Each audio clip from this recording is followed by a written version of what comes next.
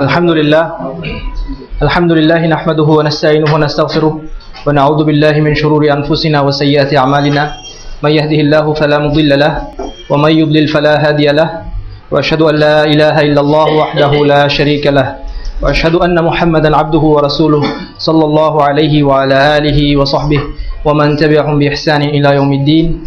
আম্মা বা'দ। আমরা আজকে যে বিষয়টি নিয়ে আলোচনা করতে যাচ্ছি ইনশাআল্লাহ সেটি হচ্ছে আল গুলু ফিস সালিহিন, সৎকর্মশীলদের ব্যাপারে বাড়াবাড়ি। সৎকর্মশীল বলতে আমরা এখানে বোঝাচ্ছি নবী রাসূল এবং নবী রাসূলের অনুসারীদের মধ্যে যারা নেককার, যাদের আমল উত্তম, যারা তাকওয়া সম্পর্ক পরহেজগার, যাদেরকে ওয়ালি বলা হয় অথবা আউলিয়া, তারা এবং নবী রাসূলগণ, এই সবাইকে আমরা বোঝাচ্ছি এই সৎকর্মশীল শব্দের দ্বারা।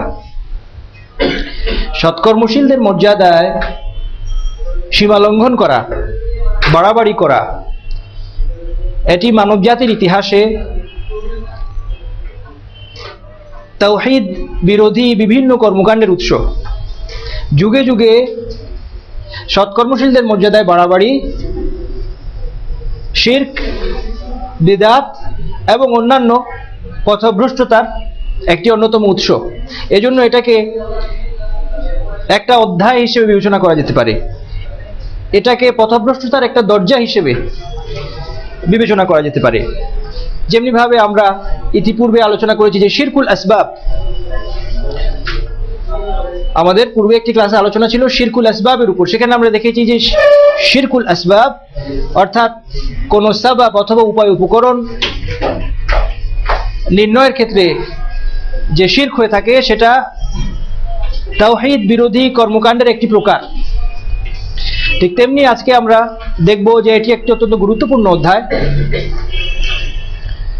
নবী রাসূল এবং সৎকর্মশীলদের ব্যাপারে বাড়াবাড়ি, যেখান থেকে বিভিন্ন প্রকার শিরক, বিদআত এবং কুফরি বিষয়ের উদ্ভব হয়ে থাকে। ইতিপূর্বে আমরা দেখতে পাই যে আমাদের নবী মুহাম্মদ সাল্লাল্লাহু আলাইহি ওয়াসাল্লামের এই উম্মতের সবচেয়ে নিকটবর্তী যে উম্মাহ সেটা কি? ঈসা আলাইহিস সালামের উম্মত। তারা ঈসা আলাইহিস সালামের ক্ষেত্রে বাড়াবাড়ি করে পথভ্রষ্ট হয়েছে। এই জন্য আল্লাহ সুবহানাহু ওয়া তাআলা আল কোরআনে আহলে কিতাবদের উদ্দেশ্যে, তাদের উদ্দেশ্যে আল্লাহ সুবহানাহু ওয়া তাআলা বলছেন, ইয়া আহলাল কিতাবি লা তাগলু ফি দীনিকুম, হে আহলে কিতাব, তোমরা তোমাদের দ্বীনের মধ্যে সীমা লঙ্ঘন করো না, তোমরা বাড়াবাড়ি করো না। কেননা এই বাড়াবাড়ি থেকে তারা একজন মানুষ ঈসা আলাইহিস সালাম, তাকে তারা আল্লাহ সুবহানাহু ওয়া তাআলার সমকক্ষ করেছে এবং শিরকে লিপ্ত হয়েছে। তাদের এই বাড়াবাড়ির বিষয়টি আল কোরআনে তুলে ধরা হয়েছে কাদের জন্য? মূলত আমাদের জন্য। আল কোরআন ইয়াহুদি ওরাও পাঠ করবে না, নাসারাও পাঠ করবে না, আল কোরআন পাঠ করছে মুসলিমরা। আল কোরআনে যখন আহলে কিতাবকে সম্বোধন করে তাদেরকে যখন তিরস্কার করা হয়, তখন আমরা যেন মুসলিমরা মনে না করি যে এটা তো তাদের জন্য, এটা আমাদের জন্য নয়। না, বরং এই সতর্কবাণী আমাদের জন্য, যেন আমরা তাদের কি না হই, আমরা তাদের অনুসরণ না করি। কিন্তু বর্তমানে দেখা যাচ্ছে যে আমরা বিভিন্ন প্রকার শিরক এবং বিদআতি কর্মকাণ্ডে আহলে কিতাবদের অনুসরণ করছি প্রতি পদক্ষেপে। যেমনটি নবী মুহাম্মদ সাল্লাল্লাহু আলাইহি ওয়াসাল্লাম বলেছেন, লা তাত্তাবিউন্না সানানা মান ক্বাবলাকুম। এটা নবী মুহাম্মদ সাল্লাল্লাহু আলাইহি ওয়াসাল্লামের একটা ভবিষ্যৎবাণী যে তোমরা তোমাদের পূর্ববর্তীদের পথের অনুসরণ করবে, শিবরান বিশিবরিন, প্রতিটি হাতের ব্যবধানে, শিবর বলা হয় এক হাত, প্রতিটি হাতের ব্যবধানে, ওয়া যিরাআন বিযিরাইন, প্রতিটি গজের ব্যবধানে, মানে ইঞ্চি ইঞ্চি করে আমরা বাংলায় বলি, তেমনি ভাবে তোমরা তাদের অনুসরণ করবে। হাত্তা লাউ সালাকু জুহরা দাব্বিন লা সালাকতুমু, এমনকি তারা যদি গিরগিটির গর্তে প্রবেশ করে তাহলে তোমরা সেখানেও প্রবেশ করবে তাদের অনুসরণে, যে তারা গিরগিটির গর্তে ঢুকেছে, আমরা ঢুকে দেখি সেখানে কি আমাদের জন্য কি কল্যাণ আছে। নিশ্চয়ই কোনো কল্যাণ থাকতে পারে। গিরগিটির গর্ত মানে খুব সংকীর্ণ হয়, সেখানে ঢোকা কোনো সহজ কাজ নয়। এজন্য আল্লাহ রাসূল উপমা দিলেন যে তারা যদি গিরগিটির গর্তে ঢোকে তোমরা সেখানেও ঢুকবে। তখন সাহাবীরা জিজ্ঞেস করেন, কুলনা ইয়া রাসূলুল্লাহ আল ইয়াহুদা ওয়ান নাসারা, আপনি কি ইহুদি এবং নাসারাদের কথা বলছেন হে আল্লাহর রাসূল? তিনি বললেন, ফামান, ক্বালা ফামান, তারা ছাড়া আর কে? অতএব এটাই আজকে ঘটছে। ঈসা আলাইহিস সালাম তাকে নাসারা সম্প্রদায় তাকে আল্লাহর পুত্র বলে আখ্যায়িত করেছে। আজকে মুসলিম নামধারীদের মধ্যে আপনি পাবেন একদল নবী মুহাম্মদ সাল্লাল্লাহু আলাইহি ওয়াসাল্লামকে আল্লাহর নূর দ্বারা তৈরি বলে দাবি করে। তারা নবী মুহাম্মদ সাল্লাল্লাহু আলাইহি ওয়াসাল্লামকে আল্লাহর অংশ হিসেবে সাব্যস্ত করতে চাচ্ছে। নাসারারা ঈসা আলাইহিস সালামের জন্মদিন পালন করে, আমরাও আমাদের নবী মুহাম্মদ সাল্লাল্লাহু আলাইহি ওয়াসাল্লামের জন্মদিন পালন করি, মিলাদ অনুষ্ঠান, সেটা নবী মুহাম্মদ সাল্লাল্লাহু আলাইহি ওয়াসাল্লামের জন্মদিন উদযাপন করা হয়। তাহলে দেখা যাচ্ছে যে নবী মুহাম্মদ সাল্লাল্লাহু আলাইহি ওয়াসাল্লামের ভবিষ্যৎবাণী সত্যে পরিণত হয়েছে। প্রতিটি বিষয়ে আজকে মুসলিমরা তাদের পূর্ববর্তী পথভ্রষ্ট জাতিগুলোর অনুসারী হচ্ছে, এবং এর উদাহরণ অনেক। আমরা যে অধ্যায় নিয়ে আলোচনা করছি সৎকর্মশীলদের ব্যাপারে বাড়াবাড়ি, এর অনেক অনেক অনেক অনেক উদাহরণ আপনারা পাবেন। এর মধ্যে আমরা ঈসা আলাইহিস সালামের উদাহরণ দেখলাম। নবী মুহাম্মদ সাল্লাল্লাহু আলাইহি সাল্লামের ক্ষেত্রে বাড়াবাড়ি করা হয়, তাকে বলা হয় তিনি নূরের তৈরি, তার সম্পর্কে বলা হয় তিনি জীবিত, তার সম্পর্কে বলা হয় তিনি গায়েব জানেন, তার সম্পর্কে বলা হয় তিনি সবাইকে দেখছেন, মানুষের কাজকর্ম দেখছেন, তার সম্পর্কে বলা হয় তিনি মানুষের ডাক শুনতে পান। এমনিভাবে বিভিন্ন লোকের ব্যাপারে পথভ্রষ্টতা আছে। নূহ আলাইহিস সালামের জাতির মধ্যে আমরা দেখতে পাই যে আল্লাহ সুবহানাহু ওয়া তাআলা সূরা নূহের মধ্যে উল্লেখ করেছেন যে নূহ আলাইহিস সালামের জাতির যারা নেতৃস্থানীয় ব্যক্তিবর্গ তারা জনসাধারণকে বলছে, ওয়াকালু লা তাযারুন্না আলিহাতাকুম, তোমরা তোমাদের যে সমস্ত আলিহা, তোমাদের যে সমস্ত মাবুদ আছে এগুলোকে তোমরা পরিত্যাগ করো না। ওয়ালা তাযারুন্না ওয়াদ্দান ওয়ালা সুওয়াআন ওয়ালা ইয়াগুস ওয়া ইয়াউক ওয়া নাসরা, এগুলো বিভিন্ন ইলাহের নাম, তাদের মাবুদের নাম। ওয়াদ, সুওয়া, ইয়াগুস, ইয়াউক, নাসর, এগুলো নূহ আলাইহিস সালামের জাতি যে সমস্ত মাবুদের ইবাদত করতো তাদের নাম, তোমরা এগুলোকে পরিত্যাগ করো না। নেতারা জনসাধারণকে বলছে। এই যে মাবুদগুলো, এই মাবুদগুলোর উৎপত্তি সম্পর্কে হাদিসের মধ্যে এবং তাফসীরের বর্ণনা থেকে জানা যায় যে এরা ছিল এর পূর্ববর্তী প্রজন্মে কিছু সৎকর্মশীল ব্যক্তি। তারা যখন মৃত্যুবরণ করলো, নেককার, ভালো মানুষ, পরেজগার, তারা যখন মৃত্যুবরণ করলেন তখন শয়তান এসে তাদেরকে কুমন্ত্রণা দিল। কুমন্ত্রণা কি দিল? তোমরা এদের ইবাদত করো, এ কথা শয়তান বলেনি। কেননা শয়তানের একটা ট্রেনিং খুব ভালো আছে। শয়তান জানে যে পরিবর্তন একদিনে হয় না। আমরা অনেক সময় এটা ভুলে যাই, কিন্তু শয়তান এটা ভুলে না, পরিবর্তন ধীরে ধীরে আনতে হয়। সুতরাং আমরা অনেক সময় ধারণা করি যে একজন মানুষকে আমি একটি হাদিস শুনিয়ে দেব, সে সাথে সাথে নিজেকে সংশোধন করে নেবে।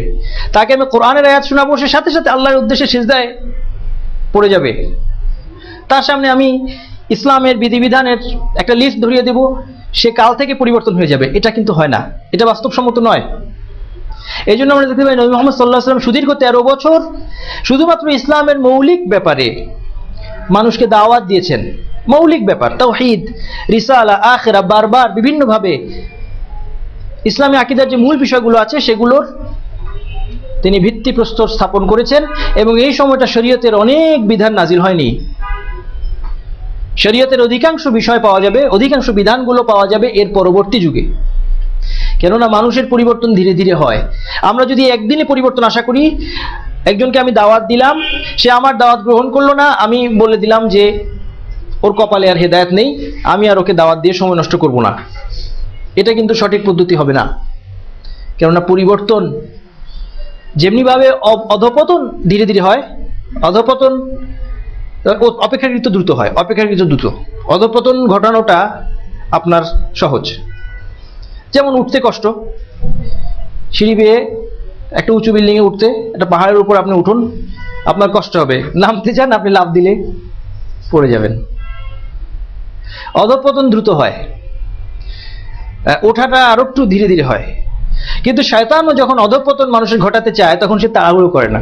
সেই জন্য যখন এই সৎকর্মশীল লোকেরা, নূহ আলাইহিস সালামের জাতির এই সৎকর্মশীল লোকেরা যখন মারা গেল, সে প্রথমে এসে বলেনি যে এগুলোর ইবাদত করো, তোমরা এই সমস্ত লোকেদের ইবাদত করো, তাদের উদ্দেশ্যে দোয়া করো, এই কথা সে বলেনি। সে এসে প্রথমে কি বলেছে আপনাদের জানা আছে? এদের মূর্তি তৈরি করো। কেন? এদেরকে দেখলে তোমাদের মধ্যে ইবাদতের উৎসাহ সৃষ্টি হবে। অনেক পজিটিভ কথা বলেছে যে এদের মূর্তি তৈরি করে তোমরা তোমাদের যে মসজিদ, তোমাদের যে ইবাদতের স্থান, সেখানে রাখো, এদেরকে দেখলে ইবাদতের উৎসাহ বাড়বে, অসুবিধা কি? এমনি ভাবে শয়তান কিন্তু আসে মানুষের মধ্যে। এই জন্য শুরু হয় বিদআত দিয়ে। কোন একটা অন্যায় অধঃপতনের সূচনা বিদআতের মাধ্যমে, পাপ কাজের মাধ্যমে, পরিসমাপ্তি শিরক এবং কুফরের মধ্যে।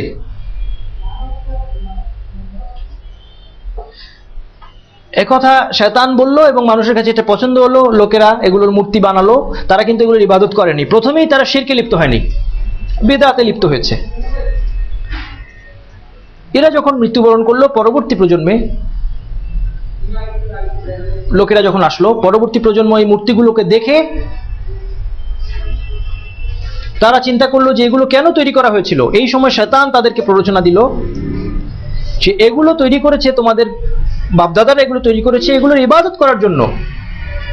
তারা এজন্য এগুলো তৈরি করেছে, যেগুলোর ইবাদত করা হবে। ফলে পরবর্তী প্রজন্ম মনে করতে শুরু করলো যে এগুলো ইবাদত করা বৈধ, এগুলোর ইবাদত করা ধর্মীয় কাজ। এমনি ভাবে তারা শিরকের মধ্যে লিপ্ত হলো পর্যায়ক্রমে। মূল কারণ সৎকর্মশীলদের ব্যাপারে বাড়াবাড়ি, সৎকর্মশীলদের ব্যাপারে সীমা লঙ্ঘন, সৎকর্মশীলদের প্রাপ্য মর্যাদা, নবী রাসূলদের প্রাপ্য মর্যাদা অতিরিক্ত মর্যাদা তাকে দেয়া, তার মর্যাদার মধ্যে কম করা যেমন অন্যায়, বেশি করাও অন্যায় হবে। এই জন্য নবী মুহাম্মদ সাল্লাল্লাহু আলাইহি ওয়াসাল্লাম সতর্ক করেছেন এই ব্যাপারে, লা তুতরুনি, তোমরা আমার প্রশংসার ব্যাপারে বাড়াবাড়ি করো না, কামা আতরাতিন নাসারা ইবনে মারইয়াম, যেমনি ভাবে নাসারা ইবনে মারইয়াম অর্থাৎ ঈসা আলাইহিস সালাম, তার ব্যাপারে যেভাবে নাসারা বাড়াবাড়ি করেছে, তেমনি তোমরা আমার ব্যাপারে বাড়াবাড়ি করো না। ফাইন্নামা আনা আবদুহু, আমি তার বান্দা, আল্লাহর, আমি আল্লাহর বান্দা, আমি কেবলই আল্লাহর বান্দা। ফাকুলু, যদি আমার প্রশংসা করতেই চাও, যদি আমাকে সুন্দর বিশেষণে ভূষিত করতে চাও, আমার মর্যাদা দিতে চাও, ফাকুলু, বলো আবদুল্লাহি ওয়া রাসূলুহু, আল্লাহর আবদ, আল্লাহর বান্দা এবং রাসূল। নবী মুহাম্মদ সাল্লাল্লাহু আলাইহি সাল্লামকে আল্লাহর বান্দা বলার মাধ্যমে একদিকে যেমন তার মর্যাদার ক্ষেত্রে সীমা লঙ্ঘনের পথ বন্ধ হয়, অর্থাৎ আল্লাহ সুবহানাহু ওয়া তাআলার সিফাতের মধ্যে তার কোনো অংশ নেই, তিনি একজন বান্দা। সৃষ্টির দিক থেকে আল্লাহ পাকের অন্যান্য দাসেদের সাথে তার পার্থক্য নেই। যেমন আল্লাহ সুবহানাহু ওয়া তাআলা সকল মানুষকে যেভাবে সৃষ্টি করেছেন, নবী মুহাম্মদ সাল্লাল্লাহু আলাইহি ওয়াসাল্লামকে সেভাবে তিনি সৃষ্টি করেছেন। তেমনি এই আবদ শব্দের মাঝে প্রশংসাও আছে, নবী মুহাম্মদ সাল্লাল্লাহু আলাইহি ওয়াসাল্লামকে বান্দা বলার মাঝে প্রশংসাও আছে। আবদ শব্দটি, এই যে সিফাত, এই যে বৈশিষ্ট্য, কেউ আল্লাহ সুবহানাহু ওয়া তাআলার বান্দা শুধুমাত্র এতটুকু বলার দ্বারা তার প্রশংসা করা হয় না। কেন? কেননা সাধারণ অর্থে সকল সৃষ্টি আল্লাহ পাকের ইবাদ, ইবাদুল্লাহ, আল্লাহ পাকের দাস। সকলে, কাফির হোক মুসলিম হোক, সে অবশ্যই আল্লাহ সুবহানাহু ওয়া তাআলার দাস, আল্লাহ পাকের ইচ্ছার অধীন, আল্লাহ পাকের নিয়ন্ত্রণের অধীন, আল্লাহ পাকের রুবুবিয়তের বাইরে সে নয়, আল্লাহ পাকের রাজত্বের বাইরে সে নয়। এই অর্থে সকল মানুষ আল্লাহ পাকের বান্দা, কিন্তু শুধুমাত্র এতটুকুর কারণে কেউ প্রশংসার যোগ্য হয় না। কিন্তু নবীকে মুহাম্মদ সাল্লাল্লাহু আলাইহি সাল্লামকে যখন আল্লাহ পাক তার বান্দা হিসেবে আখ্যায়িত করেছেন, তখন তাকে প্রশংসা করার জন্য, এই জন্য বিশেষ বিশেষ ক্ষেত্রে তাকে বান্দা হিসেবে আখ্যায়িত করা হয়েছে, বিশেষ মর্যাদার স্থানে। আলহামদুলিল্লাহিল্লাযী আনজালা আলা আবদিহিল কিতাব, সকল প্রশংসা সেই আল্লাহর যিনি তার বান্দার উপর কিতাব নাজিল করেছেন। অতএব কিতাব নাজিল করার মতো মর্যাদা সম্পন্ন একটি কাজের কথা যখন আসছে, তখন নবী সাল্লাল্লাহু আলাইহি ওয়াসাল্লামকে বান্দা, আল্লাহর দাস হিসেবে আখ্যায়িত করার তাৎপর্য কি? তার প্রশংসা করা। কেননা আল্লাহ পাকের বান্দাদের মধ্যে তিনি হচ্ছেন পরিপূর্ণ বান্দা। আল্লাহ সুবহানাহু ওয়া তাআলার বান্দা হিসেবে, আল্লাহ সুবহানাহু ওয়া তাআলার দাস হিসেবে, তিনি তার আবদ হিসেবে তিনি এই উবুদিয়ার কাজকে পূর্ণতা দিয়েছেন, পূর্ণতা দান করেছেন। এই জন্য এই মর্যাদার স্থানে তাকে আবদ হিসেবে উল্লেখ করা হয়েছে। তেমনি ইসরার ক্ষেত্রে, রাত্রি ভ্রমণ, আল মসজিদুল হারাম থেকে আল মসজিদুল আকসায় আল্লাহ সুবহানাহু ওয়া তাআলা তার বান্দাকে রাত্রি ভ্রমণ করেছেন। সুবহানাল্লাযী আসরা বিআবদিহি লাইলাম মিনাল মাসজিদিল হারামি ইলাল মাসজিদিল আকসা। আল্লাহ সুবহানাহু ওয়া তাআলা তার বান্দাকে আল মসজিদুল হারাম থেকে আল মসজিদুল আকসায় রাত্রি ভ্রমণ করিয়েছেন। এক্ষেত্রেও তাকে কি বলা হয়েছে? আল্লাহর বান্দা বলা হয়েছে। এমনিভাবে বিভিন্ন উল্লেখযোগ্য স্থানে আল কোরআনে নবী মুহাম্মদ সাল্লাল্লাহু আলাইহি ওয়াসাল্লামকে আল্লাহর বান্দা, আল্লাহর দাস হিসেবে উল্লেখ করা একদিকে যেমন তার ব্যাপারে বাড়াবাড়ির পথকে বন্ধ করেছে, তেমনি এর মধ্যে কি আছে? নবী মুহাম্মদ সাল্লাল্লাহু আলাইহি ওয়াসাল্লামের শারাফ, তার প্রশংসা, তার মর্যাদা এর মধ্যে রয়েছে। এই জন্য নবী মুহাম্মদ সাল্লাল্লাহু আলাইহি ওয়াসাল্লাম স্পষ্ট করে দিয়েছেন যে আমার যদি মর্যাদা দিতেই হয় তাহলে ফাকুলু আব্দুল্লাহি ওয়া রাসূলুহু, আল্লাহর দাস এবং আল্লাহর রাসূল। তিনি আল্লাহর রাসূল, এর মধ্যেও তার মর্যাদা নিহিত আছে। অর্থাৎ তিনি যে সমস্ত সংবাদ দিয়েছেন সেগুলোকে স্বীকার করতে হবে সত্য বলে। তিনি যে সমস্ত নির্দেশ দিয়েছেন সেগুলোকে মানতে হবে। আল্লাহ রাসূলকে সবচেয়ে বেশি ভালোবাসতে হবে। লা ইউমিনু আহাদুকুম হাত্তা আকুনা, তোমাদের কেউ ততক্ষণ পর্যন্ত পরিপূর্ণ ঈমানদার হবে না যতক্ষণ না আমি হাত্তা আকুনা হাব্বা ইলাইহি মিন ওয়ালিদিহি ওয়া ওয়ালাদিহি ওয়ান নাসি আজমাইন, যতক্ষণ না আমি তার পিতা, তার পুত্র এবং সকল মানুষের চেয়ে আমি তার কাছে যতক্ষণ না অধিক প্রিয় হই ততক্ষণ তার ঈমান কি হবে না? পরিপূর্ণ হবে না। অতএব তাকে ভালোবাসা, এটা হচ্ছে রাসূল হিসেবে তার স্বীকৃতি দেওয়ার দাবি। এই ভালোবাসা হচ্ছে কিসের ভালোবাসা? আনুগত্যের ভালোবাসা। এই ভালোবাসা হচ্ছে আনুগত্যের ভালোবাসা, যেটা আনুগত্যের মাধ্যমে প্রকাশ পাবে। নতুবা আমি বললাম যে আমি আল্লাহ রাসূলকে সবকিছু হচ্ছে ভালোবাসি, আমার জীবনের চেয়েও ভালোবাসি, কিন্তু আমি তার আনুগত্য করলাম না, তাহলে এই দাবি কি হবে না? সত্য বলে প্রমাণিত হবে না। ভালোবাসার প্রকাশ পাবে আনুগত্যের মাধ্যমে। অতএব নবী মুহাম্মদ সাল্লাল্লাহু আলাইহি ওয়াসাল্লামের আনুগত্য হচ্ছে আল্লাহর আনুগত্য, তার অবাধ্যতা হচ্ছে আল্লাহর অবাধ্যতা। এই সব কিছু হচ্ছে তার রাসূল হওয়ার দাবি, তাকে রাসূল হিসেবে মেনে নেওয়ার দাবি। তেমনি এমনিভাবে তিনি নিষেধ করেছেন, যেমনিভাবে নাসারা ঈসা ইবনে মারইয়ামের ব্যাপারে বাড়াবাড়ি করেছে, তোমরা আমার ব্যাপারে বাড়াবাড়ি করো না। কখনো তিনি কারো দ্বারা এরকমের কিছু হয়ে গেলে তিনি সংশোধন করেছেন তাৎক্ষণিক। যেমন এক ঘটনায় একটা ছোট্ট মেয়ে, সে ছড়া বলছে, ছড়া বলতে গিয়ে, ছড়া মেলানোর সময় তো কবিরা কত কিছু বলে, মানুষ কত কিছু, ছন্দ মেলানোর জন্য আপনার অনেক কিছু বলতে হয়। এটা হচ্ছে ছড়ার বৈশিষ্ট্য। ছড়া এবং কবিতা এবং গানের সবখানে আপনি খুব সঠিক অর্থ পাবেন এমনটি হয় না। এই জন্য আল কোরআন কিন্তু ভিন্ন ধর্মী। আল কোরআনে ছন্দ রাখতে গিয়ে অর্থের স্যাক্রিফাইস করতে হয়নি,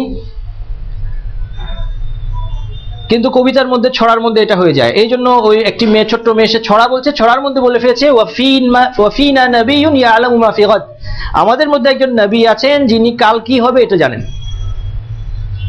সে কুফরি কথা বলেছে, কিন্তু বুঝে বলেনি, বলতে চেয়ে বলেনি, ছড়া মেলানোর জন্য বলেছে যে আমাদের মধ্যে নবী আছেন তিনি আগামীকাল কি হবে এটা জানেন, অর্থাৎ ভবিষ্যৎ জানেন।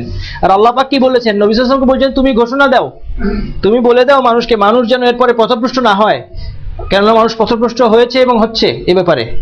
নবী সাল্লাল্লাহু আলাইহি ওয়াসাল্লাম ভবিষ্যৎ জানেন। আল্লাহ পাক ঘোষণা দিয়েছেন ওয়ালাউ কুনতু আলামুল গায়ব, আল কোরআনের মধ্যে আছে, আল্লাহ পাক বলছেন তুমি বলে দাও ওয়ালাউ কুনতু আলামুল গায়ব, আমি যদি গায়ব জানতাম লাস্তাকসারতু মিনাল খায়র, আমি অনেক কল্যাণ অর্জন করতাম। ওয়ামা মাসানিয়াস সু, আমাকে কোনো অকল্যাণ স্পর্শ করতো না। যদি আমি গায়েব জানতাম আমার কোনো ক্ষতি হতো না। তো যাই হোক, এই ছোট্ট মেয়েটি এই কথা বলে ফেলেছে, আল্লাহ রাসূল সংশোধন করে দিলেন যে বাকি যা বলছিলে তুমি বলো, কিন্তু এই কথা বলো না, এটা বাদ দাও। এই জন্য আল্লাহ সুবহানাহু ওয়া তাআলা আল কোরআনে স্পষ্ট বলেছেন কুল ইন্নামা আনা বাশারুম মিসলুকুম, বলুন হে নবী আমি তোমাদের মতো একজন বান্দা, আমি তোমাদের মতো একজন মানুষ। ইন্নামা আনা বাশারুম মিসলুকুম, পার্থক্য কি? ইউহা ইলাই, আমার প্রতি ওয়াহি করা হয়, এখানে আমার পার্থক্য। সাধারণ মানুষের সাথে নবী রাসূলদের পার্থক্য হচ্ছে ওয়াহির ক্ষেত্রে এতটুকু তাদের মর্যাদা, তাদের কাছে আল্লাহর কাছ থেকে ওয়াহি আসে, আল্লাহর কাছ থেকে বাণী আসে। ইউহা ইলাইয়া আন্নামা ইলাহুকুম ইলাহু ওয়াহিদ, আমার কাছে ওয়াহি করা হয় যে তোমাদের ইলাহ একক ইলাহ। সুতরাং নবী মুহাম্মদ সাল্লাল্লাহু আলাইহি ওয়াসাল্লামকে যারা নূরের তৈরি দাবি করছে, অথবা যারা বলছেন তাকে সৃষ্টি না করা হলে মহাবিশ্ব সৃষ্টি হতো না, এগুলো তার মর্যাদার ব্যাপারে বাড়াবাড়ি।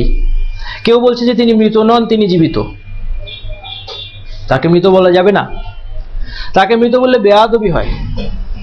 অথচ আল্লাহ সুবহানাহু ওয়া তাআলা কোরআনে তাকে বলেছেন যে তিনি মৃত্যুবরণ করবেন। ইন্নাকা মাইয়িতুন ওয়া ইন্নাহুম মাইয়িতুন, তুমি মৃত্যুবরণ করবে তারাও মৃত্যুবরণ করবে। ওয়ামা জাআলনা লিবাশারিন মিন ক্বাবলিকাল খুলদ, তোমার পূর্বে কোনো মানুষকে আমি চিরজীবন দিইনি। আফা ইম্মিত্তা ফাহুমুল খালিদুন, সুতরাং তুমি যখন মারা যাবে তারা কি, অর্থাৎ মুশরিকরা, তোমাকে যারা অস্বীকার করেছে, অবিশ্বাসীরা, তারা কি চিরঞ্জীব হবে তুমি যখন মৃত্যুবরণ করবে? ওয়া মুহাম্মাদুন ইল্লা রাসূল, মুহাম্মদ রাসূল ছাড়া আর কিছুই নন। কদ খালাত মিন ক্বাবলিহির রুসুল, তার পূর্বে আরো অনেক রাসূল তারা মৃত্যুবরণ করেছেন, তারা গত হয়েছেন। আফা ইম্মাতা, সুতরাং তিনি যদি মারা যান, আও কুতিলা, অথবা যদি নিহত হন, ইনকালাবতুম আলা আকাবিকুম, তোমরা কি তোমাদের পেছনে ফিরে যাবে? উহুদের যুদ্ধের প্রসঙ্গে নাজিল হয়েছে। যখন উহুদের যুদ্ধে নবী মুহাম্মদ সাল্লাল্লাহু আলাইহি সাল্লামের নিহত হওয়ার গুজব ছড়িয়ে পড়লো, তখন কোন কোন সাহাবী তারা বলে উঠলেন যে নবী মুহাম্মদ সাল্লাল্লাহু আলাইহি সাল্লাম যদি মৃত্যুবরণ করে থাকেন তাহলে আমরা কিসের জন্য লড়াই করব? আল্লাহ সুবহানাহু ওয়া তাআলা তাদের এই ধারণাকে সংশোধন করে দিলেন যে লড়াইয়ের উদ্দেশ্য আল্লাহ সুবহানাহু ওয়া তাআলার রাস্তায় জিহাদের উদ্দেশ্য, অথবা আল্লাহর ইবাদতের উদ্দেশ্য হচ্ছেন আল্লাহ সুবহানাহু ওয়া তাআলা এবং তার দ্বীন। নবী এখানে উদ্দেশ্য নন। সুতরাং নবী যদি না থাকেন, যদি মৃত্যুবরণ করেন এবং তিনি মৃত্যুবরণ করবেন, তাহলে কি তোমরা পিছু হটবে, দ্বীন পরিত্যাগ করবে? না। এই জন্য আবু বকর রাদিয়াল্লাহু আনহু যখন নবী মুহাম্মদ সাল্লাল্লাহু আলাইহি ওয়াসাল্লামের মৃত্যু হলো, তখন আবু বকর রাদিয়াল্লাহু আনহু, যখন সাহাবীরা বিচলিত হয়ে পড়লেন এই ঘটনায়, এই ঘটনার শোকে, এই সংকটময় অবস্থায় তারা যখন বিচলিত হয়ে পড়লেন, আবু বকর রাদিয়াল্লাহু আনহু, উম্মতের সর্বশ্রেষ্ঠ ব্যক্তি, নবী সাল্লাল্লাহু আলাইহি ওয়াসাল্লামের পর উম্মতের সর্বশ্রেষ্ঠ ব্যক্তি, তিনি কি বললেন?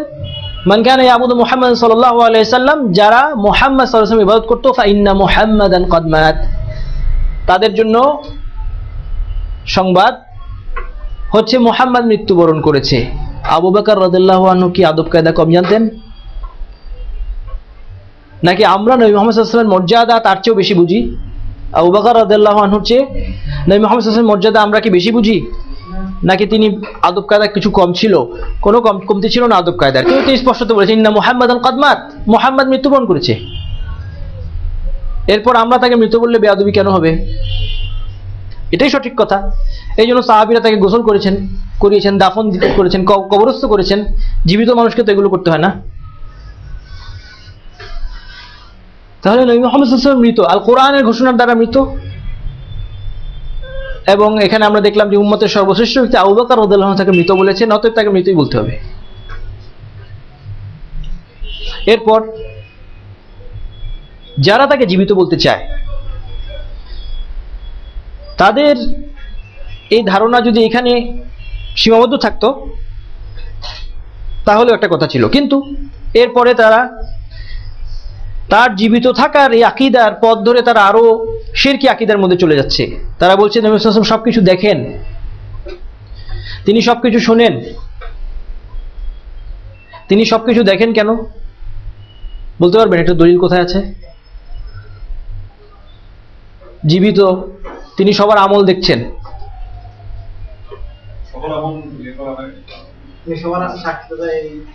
সাক্ষ্য দিবেন। হ্যাঁ, এই তো আল্লাহ পাক বলেছেন ইন্না আরসালনাকা ইয়া আইয়ুহান নাবিয়্যু, হে নবী, ইন্না আরসালনাকা শাহিদান, আমি আপনাকে সাক্ষী হিসেবে পাঠিয়েছি। সাক্ষী কি না দেখে দেওয়া যায়? সাক্ষ্য, এটা ওরা বলছে আর কি। আমরা বলবো যে হ্যাঁ দেওয়া যায়, এটাই আমরা বলবো, এটাই উত্তর। কিন্তু ওরা বলছে সাক্ষ্য কি না দেখে দেওয়া যায়? জীবিত না থাকলে তিনি সাক্ষী হবেন কিভাবে? এটা হচ্ছে মানে পথভ্রষ্টতার একটা মূলনীতি। পথভ্রষ্টের একটা মূলনীতি হচ্ছে স্পষ্ট দলিল বাদ দিয়ে অস্পষ্ট দলিল থেকে প্রমাণ নেয়া। আর হেদায়েতের মূলনীতি হচ্ছে জ্ঞানের ফাউন্ডেশন, জ্ঞানের মূল ভিত্তি হবে স্পষ্ট আয়াতগুলো, স্পষ্ট হাদিসগুলো। আর যেগুলো অস্পষ্ট, যেখানে দুটি অর্থের সম্ভাবনা আছে, একাধিক অর্থের সম্ভাবনা আছে, সেটাকে ব্যাখ্যা করবেন কিসের দ্বারা? স্পষ্ট আয়াতগুলোর দ্বারা। হুয়াল্লাযী আনজালা আলাইকাল কিতাব, তিনি আপনার উপর কিতাব নাজিল করেছেন। মিনহু আয়াতুম মুহকামাত, এর মধ্যে কিছু আয়াত আছে যেগুলো সুস্পষ্ট, মুহকামাত। হুন্না উম্মুল কিতাব, এগুলো হচ্ছে কিতাবের ফাউন্ডেশন, মূল ভিত্তি। ওয়া উখারু মুতাশাবিহাত, আর কিছু আছে যেগুলো অস্পষ্ট। ফাআম্মাল্লাযীনা ফি কুলুবিহিম যায়গ, যাদের অন্তরে বক্রতা আছে, ইয়াত্তাবিউনা মা তাশাবাহা মিনহু, তারা অস্পষ্টগুলো অনুসরণ করে থাকে। তারা অস্পষ্ট আয়াতগুলো অনুসরণ করে থাকে। কেননা অস্পষ্ট আয়াত থেকে তারা তাদের মন মতো অর্থ বের করে নিয়ে আসতে পারে। ওয়ালাইকুম আসসালাম।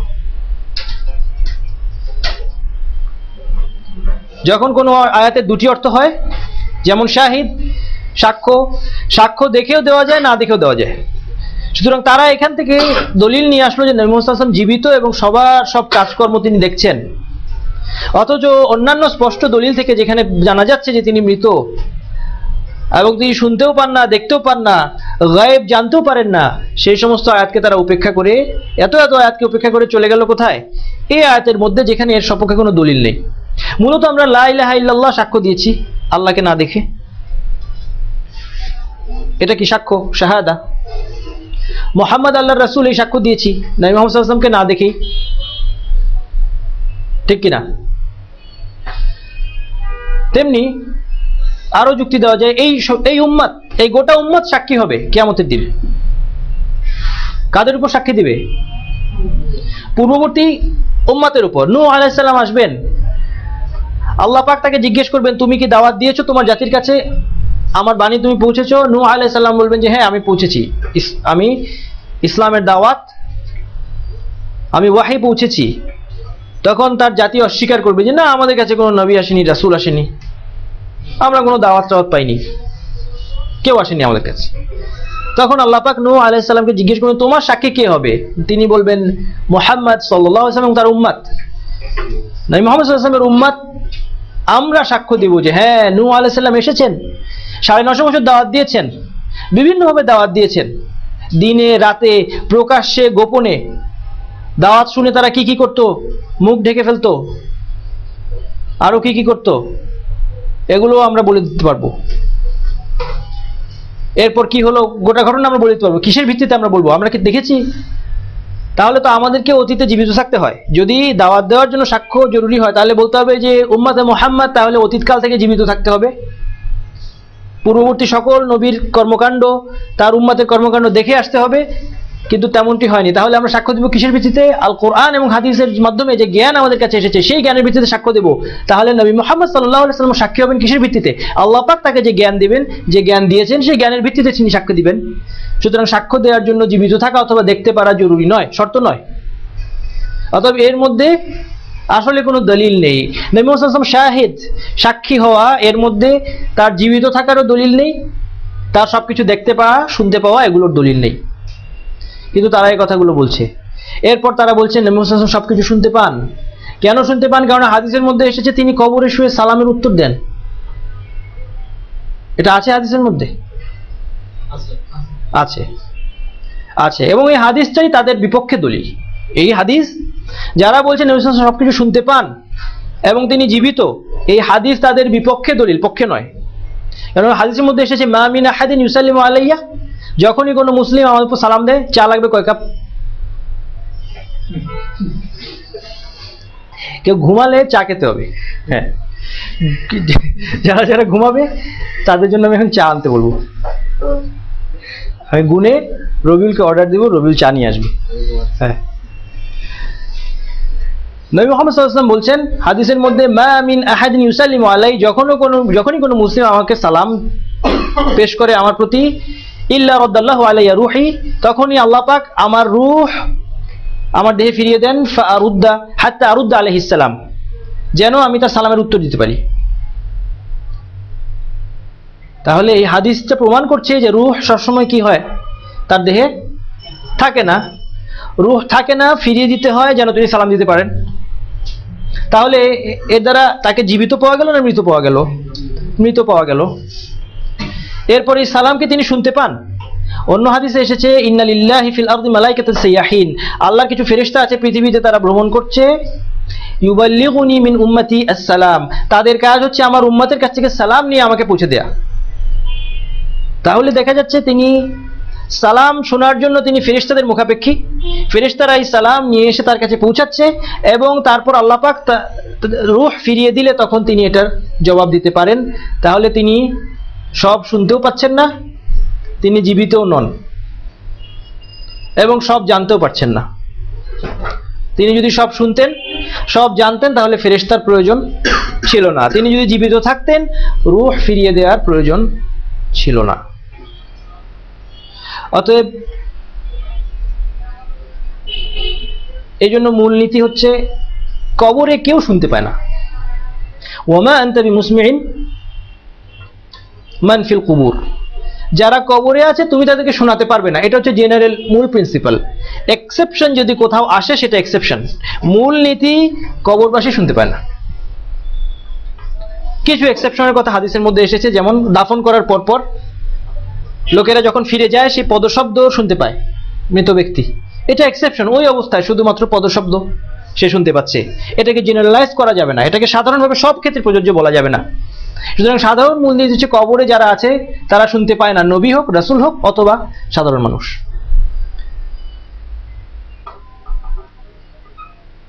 এরপর সৎকর্মশীলদের ব্যাপারে যে বাড়াবাড়ির কথা আমরা বলছি, এর সাথে সম্পর্কিত এবং আজকে আলোচনার শেষ বিষয়বস্তু, সেটা হচ্ছে কবর। কবরকে ঘিরে যে সমস্ত ইসলাম বিরোধী কার্যকলাপ সংগঠিত হয়, তাওহীদ বিরোধী কার্যকলাপ এবং শিরক বিদআত, যেগুলো কবরকে ঘিরে হয়ে থাকে, এর সাথে সৎকর্মশীলদের ব্যাপারে বাড়াবাড়ির একটা সম্পর্ক আছে।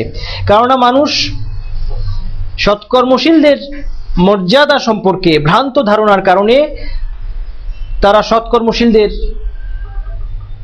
যে কবরগুলো আছে সেই কবরে গিয়ে তারা দোয়া করে, অথবা সেখানে কোনো ইবাদত করে, সেখান থেকে বরকত নেওয়ার চেষ্টা করে, অথবা সরাসরি কবরবাসীর ইবাদত করার মাধ্যমে তারা কল্যাণ হাসিলের চেষ্টা করে। অতএব একদিকে এটা সম্পর্ক হচ্ছে সৎকর্মশীলদের মর্যাদায় বাড়াবাড়ির সাথে, অপরদিকে এর সম্পর্ক হচ্ছে কবরস্থানকে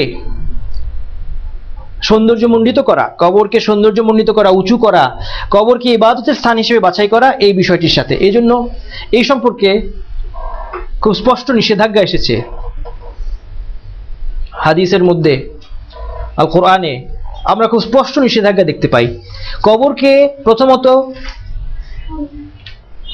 কোন কবরকে উঁচু করা বা সজ্জিত করা, অথবা রং করা, অথবা এর উপরে কোনো কিছু নির্মাণ করা, গম্বুজ হোক অথবা চারিদিকে কিছু দেয়া, দালান নির্মাণ করা ইত্যাদি, এই সব কিছু নিষিদ্ধ। এই জন্য হাদিসের মধ্যে এসেছে, আলী রাদিয়াল্লাহু আনহু তিনি বলছেন একজন ব্যক্তিকে, আল হাইয়াজ আল আসাদি, আবুল হাইয়াজ আল আসাদি, তাকে আলী রাদিয়াল্লাহু আনহু বলছেন, আলা আবআসুকা আলা মা বাআসানি আলাইহি রাসূলুল্লাহ সাল্লাল্লাহু আলাইহি সাল্লাম, আমি কি তোমাকে সেই কাজে পাঠাবো না যেই কাজে রাসূল সাল্লাল্লাহু আলাইহি সাল্লাম আমাকে পাঠিয়েছিলেন? সেটা কি কাজ?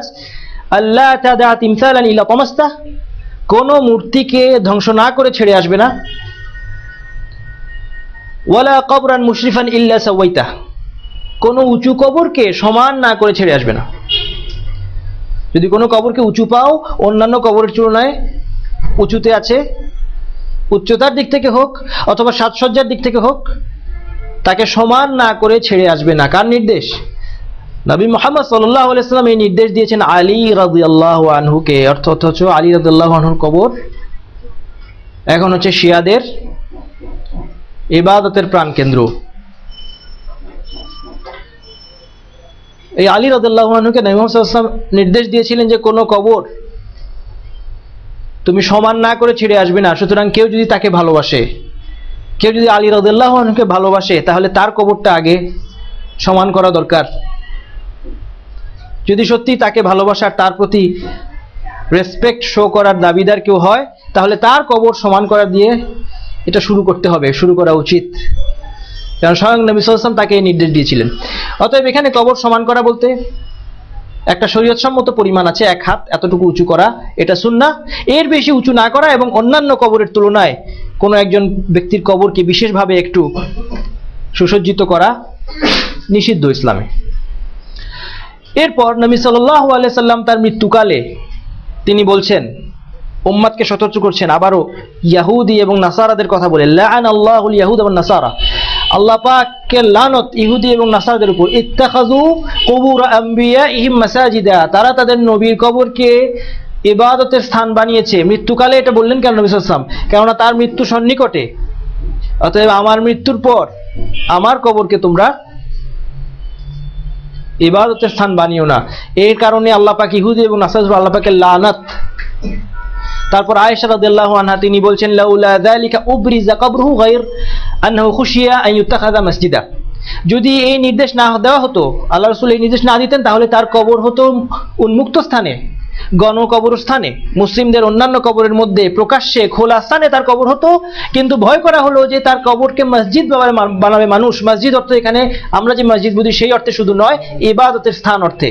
এই ভয়ে তার কবর হয়েছে আয়েশা রাদিয়াল্লাহু আনহার ঘরের 4 দেয়ালের মধ্যে, যেন মানুষ সেখানে গিয়ে ঈদ না করে, সেখানে গিয়ে মানুষ যেন উৎসব না করে, সেখানে সালাত আদায় না করে, সেখানে গিয়ে কবরের কাছে না চায়। এবং এই জন্য এখনো আলহামদুলিল্লাহ এখানে পুলিশ দিয়ে মুসলিমদেরকে কবর থেকে একটু দূরত্বে রাখা হয়েছে,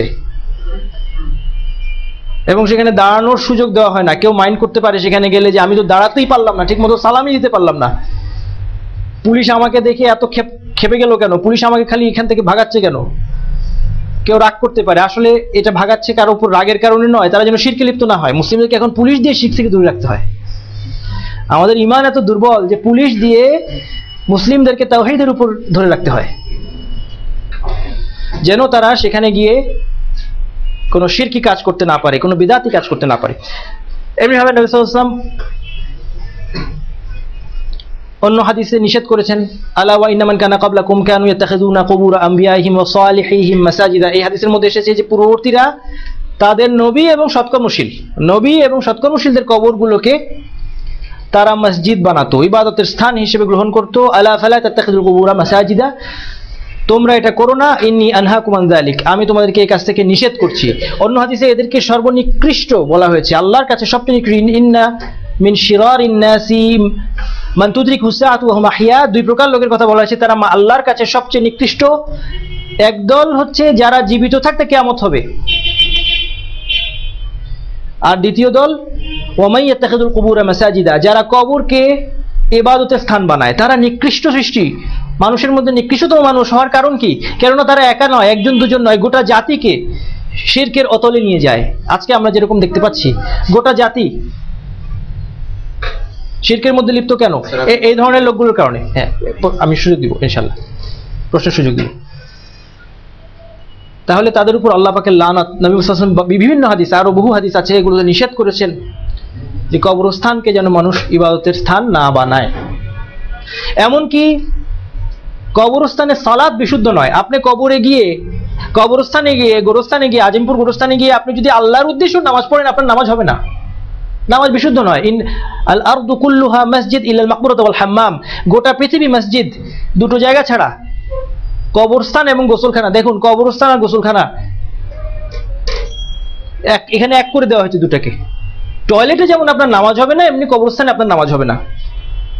আর এখন টিভি চ্যানেলের মধ্যে দেখা যায় যে কবর জড়িয়ে ধরে আদর করতেছে, না, কবর জড়িয়ে ধরে গিয়ে আদর করছে। বিদেশে গিয়ে কবরের প্রতি তার কি পরিমাণ ভালোবাসা। আল্লাহ রাসূল নির্দেশ দিয়েছেন কবর সমান করে দাও।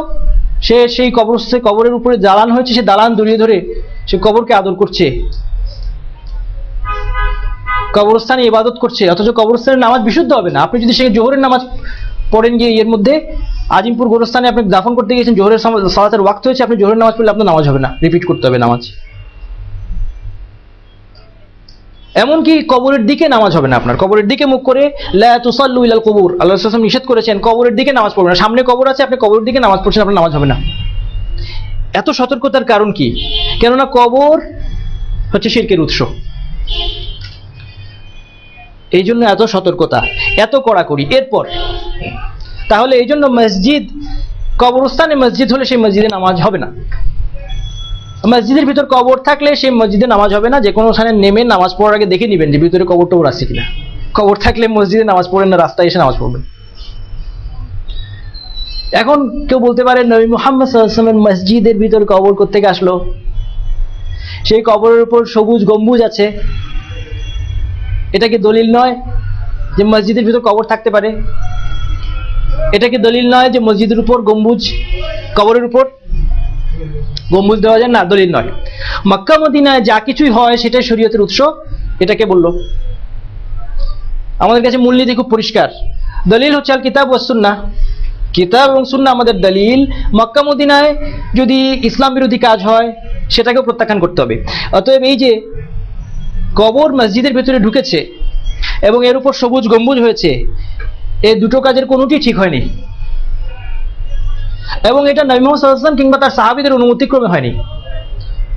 নবী সাল্লাল্লাহু আলাইহি ওয়াসাল্লামের কবর হয়েছে আয়েশা রাদিয়াল্লাহু আনহার ঘরে, সেটা মসজিদের অংশ ছিল না, পরবর্তীতে মসজিদ এক্সটেনশন করতে গিয়ে সেটা মসজিদের ভেতর চলে এসেছে। এটা হওয়াটা উচিত হয়নি, এটা অন্যায় হয়েছে, এবং সে সময় আলেমগণ এটা নিষেধ করেছিলেন, কিন্তু খলিফা সেটা শোনেননি, সেটা তার ব্যাপার, সেটা তার হিসাব, তার জবাবদিহিতা, তার ইজতিহাদ। কিন্তু এটা ঠিক হয়নি। তাহলে নবী সাল্লাল্লাহু আলাইহি ওয়াসাল্লামের মসজিদে কি নামাজ হবে না? হবে, কেননা এই মসজিদের বিশেষ ফজিলত প্রমাণিত, যেখানে একটি সালাত আদায় করলে 1000 সালাতের কি হয়? সমান হয়। অতএব এই বিশেষ ফজিলতের কারণে এখানে আপনার সালাত আদায় বিশুদ্ধ হবে, এটা এক্সেপশন, নতুবা কবর আলা মসজিদে নামাজ হবে না। এবং ওই গম্বুজের ব্যাপারও একই ব্যাপার, হিজরি 7ম শতকে এই গম্বুজ নির্মাণ করা হয়, সেটাও অন্যায় ছিল, সেটা ভুল হয়েছে, অনুচিত ছিল, এবং এটা কোনো দলিল নয়, বরং দলিল হচ্ছে এতক্ষণ যে হাদিসগুলো আমরা বললাম সেগুলো হচ্ছে দলিল। এই কথা বলে আমার মূল আলোচনা এখানে শেষ করছি। সুবহানাকা আল্লাহুম্মা ওয়া বিহামদিকা আশহাদু আল্লা ইলাহা ইল্লা আনতা আস্তাগফিরুকা ওয়া আতুবু ইলাইক। এখন আপনার প্রশ্ন। জীবিত, হ্যাঁ,